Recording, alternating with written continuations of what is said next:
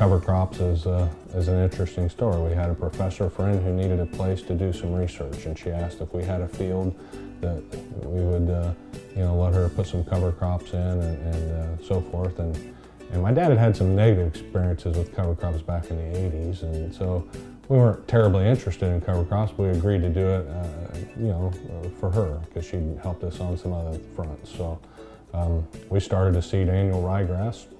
Didn't really pay that close of attention until it was the first week in April, and the ryegrass that year was probably 8 inches tall, maybe a little bigger.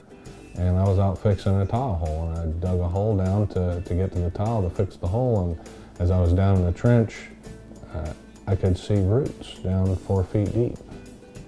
And that was kind of the aha moment. I know that if we add up the benefits, if we look at where we've improved, one of the first farms we bought, we've doubled the organic matter. We've gone from 2% to 4%. That 2% organic matter gives us 60 more units of N a year. At current market rates of nitrogen values, that's at 50 cents a unit, that's $30 an acre per year.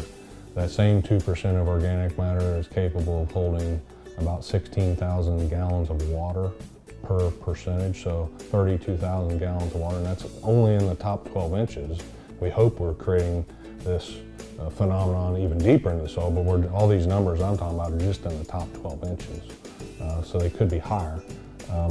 That's equivalent to an 1.25 inch rainfall event that we get in August after it quits raining that our neighbor doesn't.